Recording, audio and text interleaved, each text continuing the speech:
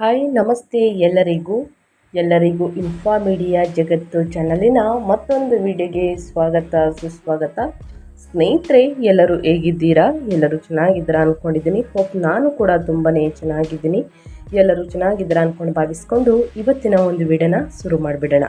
ಇವತ್ತಿನ ಒಂದು ವಿಡಿಯೋದಲ್ಲಿ ಮೇಷರಾಶಿಯವರಿಗೆ ಸ್ನೇಹಿತರೆ, ಡಿಸೆಂಬರ್ 2025ರಲ್ಲಿ ನಿಮ್ಮ ಮಾಸಿಕ ಭವಿಷ್ಯದ ಫಲಗಳು ಹೇಗಿರಲಿದೆ, ಏನೆಲ್ಲ ಅದೃಷ್ಟದ ಫಲಗಳನ್ನು ಗಳಿಸಲಿದ್ದೀರಿ, ಯಾವುದರ ಬಗ್ಗೆ ಡಿಸೆಂಬರ್ ತಿಂಗಳಿನಲ್ಲಿ ಮೇಷರಾಶಿಯವರು ಎಚ್ಚರಿಕೆ ವಹಿಸಬೇಕು ಅನ್ನೋದನ್ನ ತಿಳಿಸ್ಕೊಡ್ತಾ ಹೋಗ್ತೀನಿ.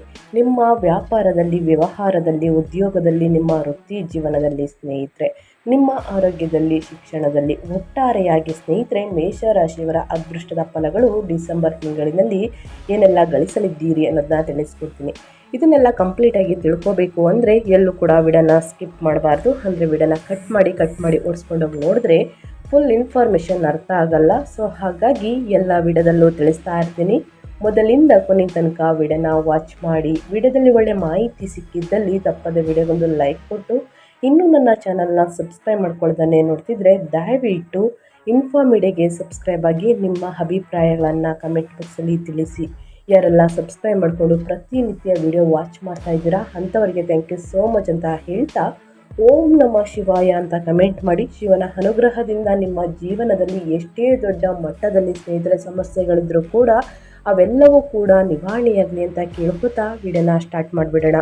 ಹೌದು, ಒಟ್ಟಾರೆಯಾಗಿ ಹೇಳಬೇಕು ಅಂದರೆ ಮೇಷರಾಶಿಯವರಿಗೆ ಡಿಸೆಂಬರ್ ತಿಂಗಳಿನಲ್ಲಿ ಸ್ನೇಹಿತರೆ ಗ್ರಹಗಳ ಸಂಚಾರ ಮತ್ತು ಗ್ರಹಗಳ ಸ್ಥಾನ ಬದಲಾವಣೆಯಿಂದ ಸಾಕಷ್ಟು ಬದಲಾವಣೆಯನ್ನು ನಿಮ್ಮ ಜೀವನದಲ್ಲಿ ನೋಡಲಿದ್ದೀರಿ. ಹಾಗಿದ್ದರೆ ಯಾವುದರ ಬಗ್ಗೆ ಎಚ್ಚರಿಕೆ ವಹಿಸಬೇಕು, ಏನೆಲ್ಲ ಅದೃಷ್ಟದ ಫಲಗಳನ್ನು ಗಳಿಸಲಿದ್ದೀರಿ ಈ ತಿಂಗಳು, ಏನೆಲ್ಲ ಖರೀದಿ ಮಾಡೋ ಯೋಗ ಇದೆ ಅನ್ನೋದನ್ನ ಕೂಡ ತಿಳಿಸ್ಕೊಡ್ತೀನಿ. ಖರೀದಿ ಮಾಡುವುದಕ್ಕೆ, ಮಾರಾಟ ಮಾಡುವುದಕ್ಕೆ ಅನುಕೂಲ ಚೆನ್ನಾಗಿದೆಯಾ, ದಿನಗಳು ತುಂಬಾ ಚೆನ್ನಾಗಿದೆಯಾ, ಯಾವ ದಿನಾಂಕದಂದು ಮಾರಾಟ ಮಾಡಬೇಕು, ಯಾವ ದಿನಾಂಕದಂದು ಖರೀದಿ ಮಾಡಬೇಕು ಅನ್ನೋದನ್ನ ನೋಡ್ತಾ ಹೋಗೋಣ. ಡಿಸೆಂಬರ್ ಮಾಸಿಕ ಜಾತಕ ಒಟ್ಟಾರೆಯಾಗಿ 2025ರ ಪ್ರಕಾರ ಮೇಷರಾಶಿಯ ಸ್ಥಳೀಯರಿಗೆ ಡಿಸೆಂಬರ್ ತಿಂಗಳು ಏರಿಳಿತಗಳಿಂದ ತುಂಬಿರುತ್ತದೆ. ನಾವು ವೃತ್ತಿ ಜೀವನದ ಬಗ್ಗೆ ಮಾತನಾಡಿದರೆ ನೀವು ಈ ತಿಂಗಳು ಪೂರ್ತಿ ನಿಮ್ಮ ಕೆಲಸದಲ್ಲಿ ತುಂಬ ಕಾರ್ಯನಿರತರಾಗಿರುತ್ತೀರಿ. ವ್ಯಾಪಾರಸ್ಥರು ಈ ಅವಧಿಯಲ್ಲಿ ಅನುಕೂಲಕರ ಫಲಿತಾಂಶಗಳನ್ನು ಪಡೆಯುತ್ತಾರೆ ಮತ್ತು ಅವರ ಕಠಿಣ ಪರಿಶ್ರಮ ಯಶಸ್ವಿಯಾಗುತ್ತದೆ. ಆದರೆ ತಿಂಗಳ ಮೊದಲಾರ್ಧವು ಅವರಿಗೆ ಉತ್ತಮವಾಗಿರುತ್ತದೆ. ಕಠಿಣ ಸವಾಲುಗಳನ್ನು ಎದುರಿಸಲು ವಿದ್ಯಾರ್ಥಿಗಳು ಸಿದ್ಧರಾಗಿರಬೇಕು. ಕೇತು ಇಡೀ ತಿಂಗಳು 5ನೇ ಮನೆಯಲ್ಲಿ ಇರುತ್ತಾರೆ ಮತ್ತು ಇದು ಅಧ್ಯಯನದಲ್ಲಿ ಕೆಲವು ತೊಂದರೆಗಳನ್ನು ಉಂಟು ಮಾಡುತ್ತದೆ.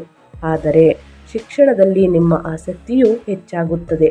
ಇದು ನಿಮ್ಮ ಪ್ರೇಮ ಜೀವನಕ್ಕೆ ಏರಿಳಿತಗಳಿಂದ ಕೂಡಿದ ಸಮಯವಾಗಿರುತ್ತದೆ ಅಂತಲೇ ಹೇಳಬಹುದು. ತಿಂಗಳ ಉತ್ತರಾರ್ಧದಲ್ಲಿ ಸ್ಥಳೀಯರು ಕೆಲವು ಒಳ್ಳೆಯ ಸುದ್ದಿಗಳನ್ನು ಪಡೆಯಬಹುದು, ಕೇಳಬಹುದು. ತಿಂಗಳ ಆರಂಭವು ವಿವಾಹಿತರಿಗೆ ಉತ್ತಮವಾಗಿರುತ್ತದೆ ಮತ್ತು ನಿಮ್ಮ ಸಂಬಂಧಗಳು ಮಧುರವಾಗಿರುತ್ತವೆ. ಅದಿಯಾಗುವ ಉತ್ತರಾರ್ಧದಲ್ಲಿ ಏರಿಳಿತಗಳು ಇರಬಹುದು ಮತ್ತು ಅದರ ನಂತರವೂ ಕೂಡ ಶುಕ್ರವು 9ನೇ ಮನೆಗೆ ಚಲಿಸುವುದರಿಂದ ಪರಿಸ್ಥಿತಿಯು 20ನೇ ತಾರೀಕಿನಿಂದ ಸುಧಾರಿಸುತ್ತದೆ. ನಾವು ಹಣಕಾಸಿನ ಬಗ್ಗೆ ಮಾತನಾಡಿದರೆ ವೆಚ್ಚಗಳು ಗಮನಾರ್ಹವಾಗಿ ಏರುತ್ತದೆ.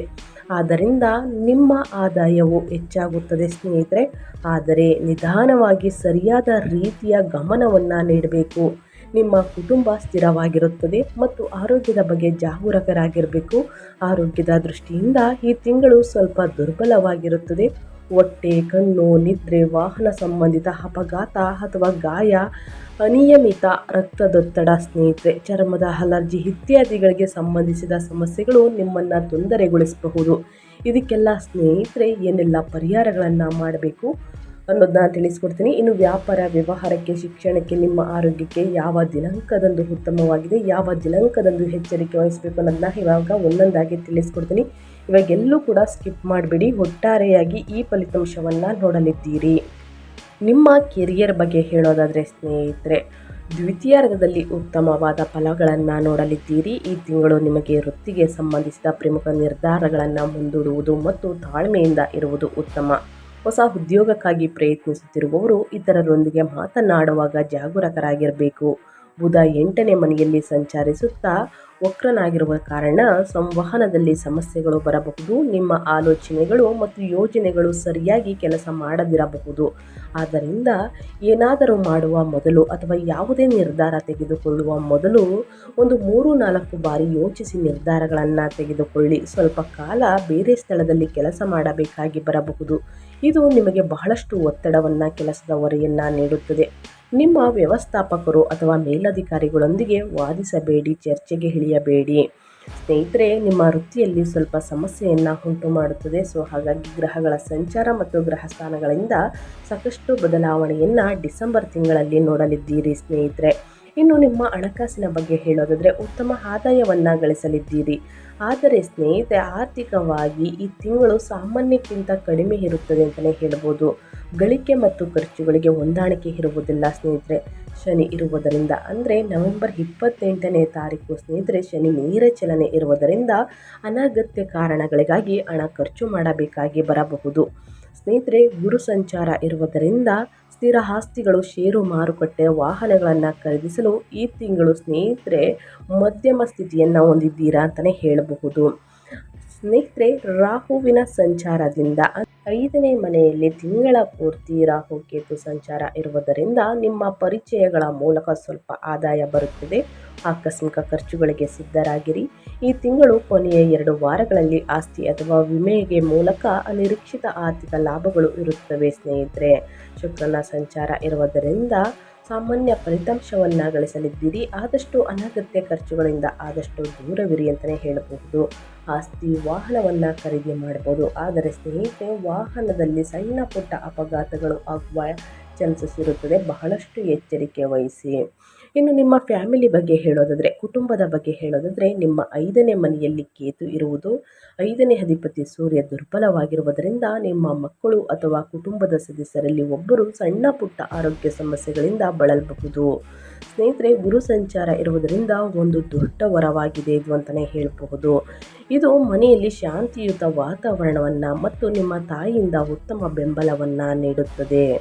ಅದೇ ರೀತಿ ಕುಟುಂಬದ ದೃಷ್ಟಿಯಿಂದ ಈ ತಿಂಗಳು ಮಿಶ್ರ ಫಲಿತಾಂಶಗಳನ್ನು ಹೊಂದಿರುತ್ತೀರಿ. ಮನೆಯಲ್ಲಿ ಶುಭ ಕಾರ್ಯಗಳು ನಡೆಯಲಿದೆ. ಬಹಳ ಬಲವಾಗಿ ತನ್ನ ಸ್ವಂತ ಮನೆಯಲ್ಲಿ ಇರುವುದರಿಂದ ಶುಕ್ರ ನಿಮ್ಮ ಜೀವನ ಸಂಗಾತಿಯು ತಮ್ಮ ಕೆಲಸಗಳಲ್ಲಿ ಸ್ನೇಹಿತರೆ ಒಂದು ಪ್ರಶಂಸೆಯನ್ನು ಪಡೆಯುತ್ತಾರೆ. ಅವರಿಂದ ನಿಮಗೆ ಉತ್ತಮ ಬೆಂಬಲ ಸಿಗುತ್ತದೆ ಅಂತಲೇ ಹೇಳ್ಬೋದು. ನಿಮ್ಮ ವೈಯಕ್ತಿಕ ಜೀವನದ ಬಗ್ಗೆ ಹೇಳೋದಾದರೆ ಉತ್ತಮ ಫಲಿತಾಂಶವನ್ನು ನೋಡಲಿದ್ದೀರಿ ಈ ತಿಂಗಳು. ಇನ್ನು ಮೇಷರಾಶಿಯವರಿಗೆ ಯಾರಿಗೆ ಮದುವೆಯಾಗಿಲ್ಲ ಸ್ನೇಹಿತರೆ, ಅವರಿಗೆ ಮದುವೆ ಪ್ರಸ್ತಾಪಗಳು ನಡೆದು ಬರಲಿದೆ ಅಂತಲೇ ಹೇಳಬಹುದು. ಇನ್ನು ನಿಮ್ಮ ಆರೋಗ್ಯದ ಬಗ್ಗೆ ಹೇಳೋದಾದರೆ ಏನೆಲ್ಲ ಬದಲಾವಣೆಯನ್ನು ಡಿಸೆಂಬರ್ ತಿಂಗಳಿನಲ್ಲಿ ಗಳಿಸಲಿದ್ದೀರಿ, ಯಾವುದರ ಬಗ್ಗೆ ಎಚ್ಚರಿಕೆ ವಹಿಸಬೇಕು ಅಂದರೆ ಹೊಟ್ಟೆಗೆ ಸಂಬಂಧಿಸಿದ ಸಮಸ್ಯೆಗಳಿಂದಲೂ ಬಳಲಬಹುದು. ಸರಿಯಾದ ವಿಶ್ರಾಂತಿಯನ್ನು ತೆಗೆದುಕೊಳ್ಬೇಕಾಗುತ್ತದೆ. ವಾಹನವನ್ನು ಚಾಲನೆ ಮಾಡುವಾಗ ಬಹಳ ಜಾಗರೂಕರಾಗಿರಬೇಕು. ಕೆಲಸದ ಹೊರೆ ಮತ್ತು ಮಾನಸಿಕ ಒತ್ತಡದ ಕಾರಣ ನೀವು ರಕ್ತ ಮತ್ತು ನರಮಂಡಲಕ್ಕೆ ಸಂಬಂಧಿಸಿದ ಕೆಲವು ಆರೋಗ್ಯ ಸಮಸ್ಯೆಗಳನ್ನು ಎದುರಿಸಬೇಕಾಗಿ ಬರಬಹುದು. ಕುಜನೊಂದಿಗೆ ಸಕ್ರಿಯವಾಗಿರುವುದರಿಂದ ಸಣ್ಣ ಅಪಘಾತಗಳನ್ನು ಸೂಚಿಸುತ್ತದೆ ಸ್ನೇಹಿತರೆ. ಹಾಗಾಗಿ ಬಹಳಷ್ಟು ಎಚ್ಚರಿಕೆ ವಹಿಸುವುದು ಉತ್ತಮ. ಇನ್ನು ಕೆಟ್ಟ ಪರಿಣಾಮಗಳು ಕಡಿಮೆಯಾಗುವುದಕ್ಕೆ ಕೊನೆಯಲ್ಲಿ ಪರಿಹಾರಗಳನ್ನು ತಿಳಿಸ್ಕೊಡ್ತೀನಿ. ಈ ಪರಿಹಾರಗಳನ್ನು ಮಾಡುವುದರಿಂದ ನಿಮ್ಮ ವೈಯಕ್ತಿಕ ಜೀವನದಲ್ಲಾಗಲಿ ನಿಮ್ಮ ಆರೋಗ್ಯ ಜೀವನದಲ್ಲಾಗಲಿ ಸ್ನೇಹಿತರೆ ಈ ಸಣ್ಣ ಪುಟ್ಟ ಸಮಸ್ಯೆಗಳಿಂದಲೂ ಕೂಡ ದೂರವಿರಲಿದ್ದೀರಿ. ಹಾಗಾಗಿ ಪರಿಹಾರಗಳನ್ನು ತಪ್ಪದೇ ಮಾಡಬೇಕಾಗುತ್ತದೆ. ಇನ್ನು ವ್ಯಾಪಾರದ ಬಗ್ಗೆ ಹೇಳೋದಾದರೆ, ಬಿಸ್ನೆಸ್ ಬಗ್ಗೆ ಹೇಳೋದಾದರೆ ಏನೆಲ್ಲ ಬದಲಾವಣೆಯನ್ನು ನೋಡಲಿದ್ದೀರಿ, ಯಾವುದರ ಬಗ್ಗೆ ಎಚ್ಚರಿಕೆ ವಹಿಸಬೇಕು ಅಂದರೆ ಸ್ನೇಹಿತರೆ, ಶುಕ್ರ ಸಂಚಾರ ಇರುವುದರಿಂದ ಸೂರ್ಯ ನೀಚ ಸ್ಥಿತಿಯಲ್ಲಿ ಇರುವುದರಿಂದ ಪಾಲುದಾರರೊಂದಿಗೆ ಸ್ನೇಹಿತರೆ ಅಹಂಕಾರದ ಸಮಸ್ಯೆಗಳು ಬರಬಹುದು. ನಿಮ್ಮ ವ್ಯಾಪಾರದ ಮೇಲೆ ಹೆಚ್ಚು ಗಮನ ಹರಿಸುವುದು ಉತ್ತಮ. ದೊಡ್ಡ ಮೊತ್ತದಲ್ಲಿ ಹೂಡಿಕೆ ಮಾಡದಿರುವುದು ಕೂಡ ಉತ್ತಮ. ವ್ಯಾಪಾರ ವಿಸ್ತರಣೆಗೆ ಅಥವಾ ಪಾಲುದಾರಿಕೆ ಒಪ್ಪಂದಗಳಿಗೆ ಈ ತಿಂಗಳು ಸೂಕ್ತವಲ್ಲ ಸ್ನೇಹಿತರೆ. ವ್ಯಾಪಾರಿಗಳು ತಮ್ಮ ವ್ಯಾಪಾರದಲ್ಲಿ ಯಶಸ್ಸನ್ನು ಸಾಧಿಸಲು ಕಷ್ಟಪಡಬೇಕಾಗುತ್ತದೆ. ನಿಮ್ಮ ವ್ಯಾಪಾರ ಪಾಲುದಾರರೊಂದಿಗೆ ಕೆಲವು ಸಮಸ್ಯೆಗಳು ಬರಬಹುದು. ಈ ತಿಂಗಳಲ್ಲಿ ಮಾರಾಟ ಅಥವಾ ವ್ಯಾಪಾರ ಬೆಳವಣಿಗೆಯಲ್ಲಿ ಆಕಸ್ಮಿಕ ಕುಸಿತವನ್ನು ಸಹ ಸೂಚಿಸಲಾಗಿದೆ. ಹಾಗಾಗಿ ಸ್ನೇಹಿತರೆ, ಕೊನೆಯ ವಾರ ಅಂದರೆ ಡಿಸೆಂಬರ್ ಕೊನೆಯ ವಾರ ಅಥವಾ ಸ್ನೇಹಿತರೆ ಹೊಸ ವರ್ಷದಲ್ಲಿ 2026ರಲ್ಲಿ ಹೂಡಿಕೆಯನ್ನು ಮಾಡುವುದಕ್ಕೆ, ಮಾರಾಟ ಮಾಡುವುದಕ್ಕೆ ಅನುಕೂಲ ತುಂಬಾ ಚೆನ್ನಾಗಿದೆ. ಆವಾಗ ಮಾಡಿದ್ರೆ ಲಾಭವಂತೂ ಗಳಿಸಲಿದ್ದೀರಿ. ಹಾಗಾಗಿ ಅಲ್ಲಿ ತನಕ ವೆಯ್ಟ್ ಮಾಡುವುದು ಬಹಳ ಮುಖ್ಯವಾಗುತ್ತದೆ. ಇನ್ನು ವಿದ್ಯಾರ್ಥಿಗಳ ಬಗ್ಗೆ ಹೇಳೋದಾದರೆ ಏನೆಲ್ಲ ಫಲಿತಾಂಶವನ್ನು ಗಳಿಸಲಿದ್ದೀರಿ, ಯಾವುದರ ಬಗ್ಗೆ ಎಚ್ಚರಿಕೆ ವಹಿಸಬೇಕು ಅನ್ನೋದನ್ನ ನೋಡ್ತಾ ಹೋಗೋಣ. ವಿದ್ಯಾರ್ಥಿಗಳಿಗೆ ಇದು ಸ್ವಲ್ಪ ಸಾಮಾನ್ಯ ಸಮಯ, ಡಿಸೆಂಬರ್ ತಿಂಗಳು, ಏಕೆಂದರೆ ಅವರು ಅಧ್ಯಯನಕ್ಕಿಂತ ಮನೋರಂಜನೆಯ ಮೇಲೆ ಹೆಚ್ಚು ಗಮನ ಹರಿಸುತ್ತಾರೆ. ಕೇತು ಸ್ನೇಹಿತರೆ ತಿಂಗಳ ಪೂರ್ತಿ ಇರುವುದರಿಂದ ಸೂರ್ಯ ನೀಚ ಸ್ಥಿತಿಯಲ್ಲಿ ಇದ್ದು 8ನೇ ಮನೆಗೆ ಹೋಗುವುದರಿಂದ ಏಕಾಗ್ರತೆ ಬಹಳ ಕಡಿಮೆಯಾಗುತ್ತದೆ. ನಿಮ್ಮ ಅಧ್ಯಯನದಲ್ಲಿ ಉತ್ತಮ ಫಲಿತಾಂಶವನ್ನು ಪಡೆಯಲು ಹೆಚ್ಚು ಗಮನ ಹರಿಸಬೇಕು, ಹೆಚ್ಚು ಕಷ್ಟಪಡಬೇಕು, ಹೆಚ್ಚು ಶ್ರಮ ಪಟ್ಟಿದ್ದರೆ ಮಾತ್ರ ಉನ್ನತ ಫಲಿತಾಂಶವನ್ನು ಗಳಿಸುವುದಕ್ಕೆ ಸಾಧ್ಯವಾಗುತ್ತದೆ. ಇನ್ನು ಏಕಾಗ್ರತೆಯ ಕೊರತೆಯಿಂದ ತಪ್ಪುಗಳನ್ನು ಮಾಡುವ ಸಾಧ್ಯತೆ ಇರುವುದರಿಂದ ಪರೀಕ್ಷೆಗಳನ್ನು ಬರೆಯುವಾಗ ಬಹಳಷ್ಟು ಎಚ್ಚರಿಕೆ ವಹಿಸಿ ಜಾಗರೂಕತೆಯಿಂದ ಸ್ನೇಹಿತರೆ ಪರೀಕ್ಷೆಗಳನ್ನು ಬರೀಬೇಕಾಗುತ್ತದೆ. ಸೊ ಹಾಗಾಗಿ ಯಾವುದರ ಕಡೆ ಎಚ್ಚರಿಕೆ ವಹಿಸಬೇಕು, ಏನೆಲ್ಲ ಅದೃಷ್ಟದ ಫಲಗಳನ್ನು ಗಳಿಸಲಿದ್ದೀರಿ ಅನ್ನೋದನ್ನ ತಿಳಿಸ್ಕೊಟ್ಟಾಯಿತು ಸ್ನೇಹಿತರೆ. ಈ ಸಮಸ್ಯೆಗಳಿಗೆ ಸಣ್ಣ ಪುಟ್ಟ ಪರಿಹಾರಗಳನ್ನು ತಿಳಿಸ್ಕೊಡಿ ಅಂದರೆ ಖಂಡಿತವಾಗಿಯೂ ಸಣ್ಣ ಪುಟ್ಟ ಪರಿಹಾರವನ್ನು ಮಾಡುವುದರಿಂದ ನಿಮ್ಮ ದೊಡ್ಡ ಸಮಸ್ಯೆ ಎಲ್ಲವೂ ಕೂಡ ನಿವಾರಣೆಯಾಗಲಿದೆ. ಶನಿಗಾಗಿ ಸ್ನೇಹಿತರೆ ಶನಿವಾರದಂದು ಹನುಮಂತನನ್ನು ಪೂಜಿಸಿ. ಒತ್ತಡ ಮತ್ತು ಅಡೆತಡೆಗಳನ್ನು ನಿವಾರಿಸಲು ಮಂಗಳವಾರ ಮತ್ತು ಶನಿವಾರದಂದು ಸ್ನೇಹಿತರೆ ಹನುಮಾನ್ ಚಾಲಿಸವನ್ನು ಓದಿ. ಈ ರೀತಿ ಮಾಡುವುದರಿಂದ ಅಪಘಾತಗಳು, ಸಣ್ಣ ಪುಟ್ಟ ಗಾಯಗಳು, ನಿಮ್ಮ ಆರೋಗ್ಯದಲ್ಲಿರುವಂತಹ ಸಮಸ್ಯೆಗಳು, ಇನ್ನು ವ್ಯಾಪಾರ ವ್ಯವಹಾರದಲ್ಲಿ ಅಡೆತಡೆಗಳು ಎದುರಾದರೆ ಈ ಪರಿಹಾರವನ್ನು ಮಾಡುವುದರಿಂದ ಅವೆಲ್ಲವೂ ಕೂಡ ನಿವಾರಣೆಯಾಗಲಿದೆ. ಇನ್ನು ಸಂಬಂಧಗಳಲ್ಲಿ ಸಾಮರಸ್ಯಕ್ಕಾಗಿ ಶುಕ್ರವಾರದಂದು ಲಕ್ಷ್ಮೀ ದೇವಿಯನ್ನು ಪೂಜಿಸಿ ಒಳಿತಾಗಲಿದೆ. ಇನ್ನು ಗುರುವಾರದಂದು ಗುರುವಿಗಾಗಿ ಗುರು ಸ್ತೋತ್ರವನ್ನು ಹೇಳುವುದು, ಉಚ್ಚ ಸ್ಥಿತಿಯಲ್ಲಿರುವಂತಹ ಗುರುವಿನ ಪೂರ್ಣ ಪ್ರಯೋಜನಗಳನ್ನು ಪಡೆಯಲು ನಿಮ್ಮ ಪೋಷಕರು, ಗುರು ಹಿರಿಯರನ್ನು ಗೌರವಿಸಿ, ಶಿಕ್ಷಕರನ್ನು ಗೌರವಿಸುವುದು ಬಹಳ ಮುಖ್ಯವಾಗುತ್ತದೆ ಸ್ನೇಹಿತರೆ. ಇನ್ನು ಪ್ರತಿದಿನ ಸ್ನೇಹಿತರೆ ವ್ಯಾಪಾರದ ಮೇಲೆ, ವ್ಯವಹಾರದ ಮೇಲೆ ಹೊರಗೆ ಹೋಗಬೇಕಾದ್ರೆ ಮೊದಲು ಮಾಡುವ ಕೆಲಸ ಸೂರ್ಯ ದೇವರಿಗೆ ನೀರನ್ನು ಅರ್ಪಿಸಿ ಆದಿತ್ಯ ಹೃದಯ ಸ್ತೋತ್ರವನ್ನು ಪಠಿಸುವುದರಿಂದ ಸ್ನೇಹಿತರೆ ಹೋಗುವ ಕೆಲಸ ಉತ್ತಮ ರಿಸಲ್ಟ್ ಸಿಗಲಿದೆ ಅಂತಲೇ ಹೇಳ್ಬೋದು. ಸೊ ಹಾಗಾಗಿ ಹೋಗಿರುವ ಕೆಲಸ ಸಕ್ಸಸ್ ಆಗಲಿದೆ. ತಪ್ಪದೆ ಈ ಪರಿಹಾರಗಳನ್ನು ಮಾಡಿ ಅಂತ ಹೇಳ್ತಾ ನಾನು ವಿಡಿಯೋನ ಎಂಡ್ ಮಾಡ್ತಾ ಇದ್ದೀನಿ. ದಯವಿಟ್ಟು ಇವತ್ತಿನ ಒಂದು ವಿಡಿಯೋದಲ್ಲಿ ಒಳ್ಳೆ ಮಾಹಿತಿ ಸಿಕ್ಕಿದ್ರೆ ಮೇಷರಾಶಿಯವರಿಗೆ ಈ ವಿಡಿಯೋ ಯೂಸ್ಫುಲ್ ಅನಿಸಿದರೆ ವಿಡಿಯೋಗೆ ಲೈಕ್ ಮಾಡಿ. ಇನ್ನೂ ನನ್ನ ಚಾನಲ್ನ ಸಬ್ಸ್ಕ್ರೈಬ್ ಮಾಡ್ಕೊಂಡಿಲ್ಲ ಅಂದರೆ ಇನ್ಫಾ ಮೀಡಿಯಾಗೆ ಸಬ್ಸ್ಕ್ರೈಬ್ ಆಗಿ ನಿಮ್ಮ ಅಭಿಪ್ರಾಯಗಳನ್ನು ಕಮೆಂಟ್ ಬಾಕ್ಸಲ್ಲಿ ತಿಳಿಸಿ. ಯಾರೆಲ್ಲ ಸಬ್ಸ್ಕ್ರೈಬ್ ಮಾಡ್ಕೊಂಡಿದ್ದೀರಾ ಅವರಿಗೆ ಥ್ಯಾಂಕ್ ಯು ಸೋ ಮಚ್ ಅಂತ ಹೇಳ್ತಾ ನಿಮಗೂ ಮತ್ತು ನಿಮ್ಮ ಕುಟುಂಬಕ್ಕೆ ಶನಿದೇವರ ಆಶೀರ್ವಾದ, ಶಿವನ ಆಶೀರ್ವಾದ ಸಿಗಲಿ ಅಂತ ಕೇಳ್ಕೊತಾ ಮತ್ತೊಂದು ವಿಡಿಯೋ ಜೊತೆ ಮತ್ತೊಂದು ಹೊಸ ಭವಿಷ್ಯವನ್ನು ತಗೊಂಡು ಬಂದು ತಿಳಿಸ್ಕೊಡ್ತೀನಿ. Thank you for watching.